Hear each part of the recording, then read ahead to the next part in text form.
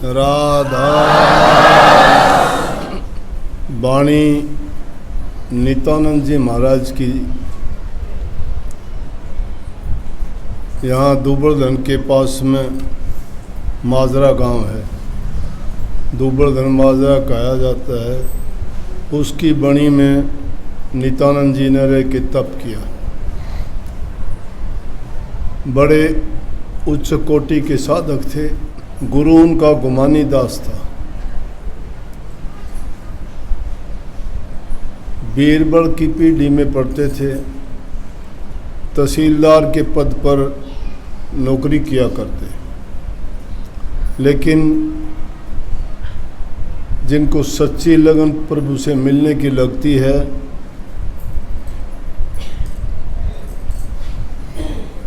वो पद का, दुनिया का, आराम का, किसी भी दुनिया के पदार्थों का बंधन नहीं मानते और उनको छोड़ के विरक्त होकर प्रभु की भक्ति में लीन हो जाते हैं। वैसे तो अनेकों आपको उदाहरण ऐसे मिलेंगे।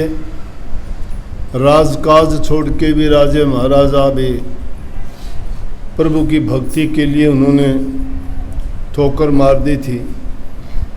लेकिन इस युग में भी ज़्यादा पुरानी बात नहीं है, नित्यानंद जी ने भी उस पद को छोड़ के और प्रभु की भक्ति में लग गए। अनेकों वाणियाँ लिखी उन्होंने। बहुत विरक्त थे, जंगल में रहते थे, पूर्ण त्यागी थे। और जब आदमी विरक्त कब होता है, या तो इस संसार की सच्चाई को जानना चाहता है, या इस संसार से वो दुखी हो जाता है, या तीसरी चीज़ वो अपने जीवन के मरम को, राज को समझ लेता है कि मैंने जन्म क्यों लिया था। और भक्ति के रास्ते पर वही चलते हैं जो ये समझ लेते हैं। नहीं, और दुनियादारी की चीज़ों से तो उपरामता अनेक तरीकों से लोग पा लेते हैं। दुखी होके कोई आत्महत्या कर लेता है, कोई किसी चीज़ की कमी के कारण घर बार छोड़ के कहीं दूसरी जगह भाग जाता है। लेकिन वो छोड़ने के बाद भी प्रभु की भक्ति नहीं, या तो भीख मांग के गुजारा करता है, या कहीं ऐसे ही अपनी ज़िंदगी को उल्टे सीधे कामों में लगा के बर्बाद ही कर लेता है। लेकिन सच्ची लगन जिसकी प्रभु में लगती है, वो स्वेच्छा से त्याग के, पूर्ण त्याग करके संसारी पदार्थों का मन को एक ही जगह लगाता है। नित्यानंद जी ने इस मंगल में वाणी के अनेक रूप होते हैं, एक नहीं है। कोई लावणी होता है, कोई शब्द होता है, कोई सवैये होते हैं, कोई दोहे होते हैं। तो उन्हीं में से मंगल भी महापुरुषों ने जो गाए, ये विशेष रूप से सुबह के टाइम में गाते थे। और नित्यानंद जी की अनेकों वाणियाँ गुरु के प्यार से भरी हुई हैं। पूरी श्रद्धा, विश्वास और बड़ी दृढ़ता के साथ उन्होंने कहा है कि जो गुरु काम करता है वो समझो कि गुरु परमात्मा का रूप है। परमात्मा हमने कभी नहीं देखा, गुरु को देखा है, और गुरु रूप ही परमात्मा रूप है। वैसे तो सभी संतों ने ऐसा कहा। पलटू साहब भी कहते हैं, संत और राम को एक कर जानिए, दूसरा भेद न तन कान। लाली जो छिपी है मेहंदी के पात में, दूध में घी इस भांत जाने। फूल में बास जो काठ में आग है, संत में राम इस भांत जाने। दास पलटू के संत में राम में संत ये सत्य में। संत और राम में अंतर नाही, और राम के दर्शन संतों के मांगे। तो वो नित्यानंद जी ने मंगल ये अपनी जीवनी का ही राज बता के गा दिया। शिक्षा दी हम दुनियादारों को समझने के लिए और एक ही लाइन में तोड़ कर दिया कि तज दुनिया की प्रीत, कहाँ लगे? पीव घर चाल ले। कुल का पीव एक ही है, परमात्मा। सबका पीव एक ही है। कहता है तज दुनिया की प्रीत पीव घर चाल रे, जग देखा झाड़ पिछोड़ यहाँ नहीं लाल रे। लाल का मतलब क्या है? लाल हम दुनियादारी के सामान में बहुत बहुमूल्य चीज़ को लाल कहते हैं। 9 करोड़ी लाल, लाल जिसके पास है 9 करोड़ का मालिक हो गया, कोई कमी नहीं। तो परमात्मा के नाम की तुलना की है इस चीज़ से कि जिस लाल को तुम ढूंढना चाहते हो, लाल नहीं, वो नाम है। लेकिन नाम किसका? प्रभु का। और प्रभु की प्राप्ति का यहाँ दुनिया में कोई नहीं, यहाँ तो काल और माया का देश है। इसलिए कहते हैं जिस दुनिया में हमने ये प्रीत लगाई है, ये रिश्ते नाते जोड़े हैं, ये काम व्यापार धंधे करते हैं, ये महल मकान बनाते हैं, जोड़ जोड़ के रखते हैं, किसी को दुख कष्ट देते हैं, किसी के गले काट के चोरी हेरा फेरी करके हम जो करते हैं काम, और फिर उनमें सुख कहाँ है? कहते इनसे प्रीत क्यों लगाई तुमने? कौन सी चीज़ साथ देगी इनमें से? कहते तज इसको, जो दुनियादारी की चीज़ें से इनको तज दे, क्योंकि वो लाल इस दुनिया में नहीं है। और इससे को तज देगा तो प्रीत की जो प्रीतम है, पीव है, उसके रास्ते की खोज कर। और उसके लिए अनेक को चीज़ कही कि ये जगह जगह नहीं मिलता, वो पूर्ण संत की शरण में जाने से आपको मिलेगा। कहीं के सुख सागर में कहीं आपको हंस मिलेगा। हंस का मतलब है बिरला पंछी। हंस एक ऐसा पक्षी है जो किसी को ना दुख देता है, ना किसी को कोई कष्ट देता है, देखने में बड़ा सुंदर है, वो सिर्फ मोती चुगता है, किसी को किसी प्रकार का नहीं, उसको देखने मात्र से ही आदमी को खुशी होती है, अच्छा लगता है। वो जो किसी को दुख नहीं देता, तो संतों की तुलना की कि वो तो संतों के द्वारा तुम्हें मिलेगा, लेकिन वो संत जगह जगह नहीं मिलते। जिस प्रकार से कि बड़े सागर में हंस मिलेंगे, क्योंकि छोटी मोटी जो पानी के स्रोत हैं, छोटी मोटी झील हैं, उनमें हंस नहीं रहते, क्योंकि वहाँ सिप नहीं होती, उनमें मोती नहीं होते। और हंस की खुराक है मोती। आप कहोगे मोती सिप में होता है तो सिप को मार के खाता? नहीं, सिप को मार के नहीं खाता। सिप जब मर जाती है, मरने के बाद उसे अंदर से जो निकलता है मोती, उसको हंस खाता है, या वो दूध पीता है। दूध भी पीने का उसका तरीका अलग ही है। दूध में अगर पानी मिला होगा, पानी को छोड़ देगा, दूध लेगा। तो इसलिए वो सार वस्तु को ही ग्रहण करता है। इसलिए हंस से तुलना करके कही कि जिस प्रकार से आपको जगह जगह नहीं, कहीं ठिकाने पे ही पूर्ण संत मिलेंगे और उनसे तुम भेद लेके अपना काम कर सकते हो। नहीं तो जगह जगह ये छोटी मोटी डाबड़ी जोड़ियाँ पानी के स्रोत हैं, उनमें तो बुगलियों की डार तो घनी मिल जाएंगी, वो बहुत मिल जाएंगी आपको, लेकिन हंस नहीं मिलेगा। वो तुलना की है। कहीं फिर आगे कह दिया कि मलियागिर, मालगिरी नहीं, मलियागिर के पेड़ नहीं हर जंगल में नहीं होते। मलियागिर कहते हैं चंदन को। चंदन के पेड़ हर जगह नहीं होते। चंदन में खुशबू आती है और उस खुशबू के कारण उसके चारों तरफ सरप भी लिपटे रहते हैं। चंदन कितनी महंगा, इसके लिए अनेकों कहानी बात भी हैं, समय समय पर बताई भी जाती हैं कि एक बार एक लकड़हारा था, जंगल में जाता था, लकड़ियाँ काट के गुजारा करता था। इस तरह से गरीबी हालत थी। एक बार राजा जंगल में गया, शिकार करने के लिए रास्ता भटक गया।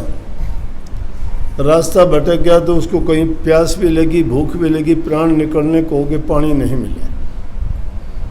घूमते घुमाते देखा लकड़हारा लकड़ियाँ काट के और इकट्ठी कर रहा था। उसके पास गया, कहने लगा भैया पानी हो तो पानी पिलाओ, मेरे प्राण निकले।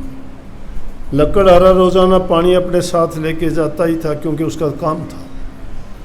उसने राजा को पानी पिलाया, राजा पानी पी के शांति मिली और राजा कहने लगा तेरे को तू मेरे पास आना, तूने आज मेरे प्राणों की रक्षा की है और तेरा जीवन बहुत दुखी है। तू रोजी रोटी कमाने के लिए इतनी दूर जंगल में आता है, लकड़ियाँ लेके जाता है, तू मेरे पास आना, मैं तेरा इंतज़ाम करूँगा कुछ। वहाँ से जाने के बाद में लकड़हारे ने एक दिन टाइम निकाल के गया राजा के पास।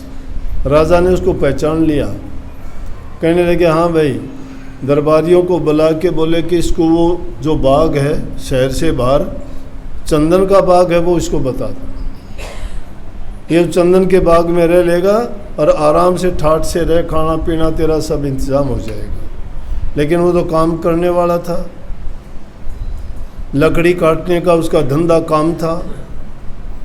चंदन के बाग को देख के बड़ा खुश हो गया, बड़े बड़े पेड़, बड़ी बड़ी मकार उनमें। सोचा कि अब तेरी ज़िंदगी का बसर तो यहीं हो जाएगा। लकड़ियों को काटना शुरू कर दिया, पेड़ों को, चंदन के पेड़ों को काटता, शहर में जाके बेचता। उसको पहचान नहीं थी, लेने वाले सस्ते दाम पे ले लेते क्योंकि वो भोला आदमी था, पता ही नहीं था। वो तो लकड़ियाँ बेचता था, उन लकड़ियों से थोड़े अच्छे दाम मिल गए तो और भी खुश हो गया। लेकिन धीरे धीरे करके क्या किया, उन लकड़ियों को काटता, कोयले बनाता, जला के कोयले दे आता, लकड़ी दे आता। कुछ समय बीता, कुछ साल बीते, पूरा का पूरा बाग खत्म कर दिया, एक आधा पेड़ बचा, कोई छोटा मोटा टुकड़ा पड़ा। राजा ने सोचा कि उस लकड़हारे को मैंने बाग बताया था कि आज देख के आऊं कि उसकी क्या हालत है, आराम से रहता होगा। राजा घूमते घुमाते गया, जाके देखा बाग की जगह कुछ नहीं। लकड़हारा बैठा हुआ, उससे पूछने लगा अरे भैया लकड़ियाँ, ये पेड़ कहाँ गए सारे? कि राजा धन्य हो गया मैं आपके दर्शन पाके, आपने मुझे ऐसा बाग दिया था, मेरी तो आधी ज़िंदगी गुजर गई इसमें। कहीं जंगल में जाना नहीं पड़ा, यहाँ मुझे अच्छी लकड़ियाँ मिल गई, काट के बाज़ार में बेचता था, अच्छे दाम मिलते थे, रोटी जूती लत्ता कपड़ा मुझे मिलता था, रहने के लिए जगह थी। जे एक अगर ऐसा और मिल जाए तो मेरी ज़िंदगी का पूरी का बसर हो जाएगा। राजा समझ गया कि ना समझ है, इसको समझ नहीं है इतनी ज़्यादा। इसने चंदन के पेड़ों को काट के बर्बाद कर दिया। एक लकड़ी छोटी सी बची हुई थी, उस लकड़ी को लेके और एक आदमी दरबारी साथ में भेजा और बाज़ार में उसको भेजा, जाके इसकी कीमत लगवा। जब लेके गए बाज़ार में, अब राज दरबार का आदमी साथ था जिसके पास लकड़ी लेके गए, उसने असली कीमत लगाई तो वो जो लकड़ी का गट्ठर ले जाता था उससे तो छोटी ही लकड़ी की कई गुना ज़्यादा कीमत दे दी उसने। माथे में हाथ मारा, ओह मैंने तो सारी बर्बाद कर दी, अग्नि में जला के कोयले बना के दे दिए, लकड़ियों को काट के उसको जो है मिट्टी के भाव बेच दे दिया। राजा ठीक सोचता है। राजा ने उसको ज़्यादा तो कुछ नहीं कहा, कहने लगा मेरे पर दया करो कुछ ना कुछ। बोला अरे मूर्ख, इंसान का जीवन भी इसी तरह से है। ये जीवन जो मिला है ये चंदन का बाग है। इस जीवन में तुम अच्छा करने के लिए तुम्हें परमात्मा ने अच्छा मौका दिया है, तुम्हें जीवन दिया है, इसकी कीमत एक एक सांस की लाख लाख मोल के बराबर है। इसको तुम प्रभु की भक्ति के बिना व्यर्थ खोते हो, खोटे मंदे कामों में जीवन बिताते हो, शराब कबाब में लगा के इसको बर्बाद करते हो, आपसी लड़ाई झगड़ा करके तुम इस बहुमूल्य समय को खो देते हो, अपने रिश्ते नाते बर्बाद करके मन की शांति बर्बाद कर लेते हो, अपने नातों को खराब करते हो। बेटा बाप से लड़ाई झगड़ा करता है, लड़की भाई माँ बाप से लड़ाई झगड़ा करके घर छोड़ देते हैं, अपनी मर्जी के काम कर लेते हैं, तो उनका भी चैन गया, खुद का भी चैन गया, जहाँ जाएंगे उनका भी चैन गया, सब कुछ बर्बाद हो गया। इसलिए कहा कि इस जीवन की बड़ी कीमत है, बहुत बहुमूल्य जीवन है ये, इसको बर्बाद ना खो। अब दोबारा तुम्हें मौका नहीं देगा वो राजा, तुम गिड़गिड़ाओगे कि एक बार मौका दे दो, मेरे से गलती हुई है, नासमझी हुई है, मेरे से भूल हो गई कि मैंने इस कीमती जीवन को जो चंदन के बाग के समान था मैंने बर्बाद करके इसको बेच डाला, कोयले बना दिए, गंदे मंदे कर्म करके, चोरी ठगी हेरा फेरियाँ करके, लोगों को दुख दे के तकलीफ़ दे के, मैंने पाप कर्म करके, मैंने कभी कोई दया धर्म का रास्ता नहीं अपनाया, प्रभु की भक्ति मैंने कभी भूले से भी नहीं की, इसलिए कृपा करके मुझे माफ़ कर दो और ये जीवन वाला अब ये मौका नहीं मिलेगा। तो इसलिए वो कही कि मलिया अगर के पेड़ नहीं बन बन में, हर बन में नहीं है, लेकिन आँख ढाक तो तुम्हें हर जगह मिल जाएंगे, कहीं भी ढूंढ लो जाके। तीसरी इस जीवन की तुलना कर दी अलल पंख से। अलल पंख कहते हैं एक पक्षी है जो आकाश में रहता है। ये महात्माओं की वाणी से सुना है कि अलल पंख, जैसे इसी में नित्यानंद जी ने कही, वो पक्षी आकाश में रहता है और आकाश में ही अंडे देता है।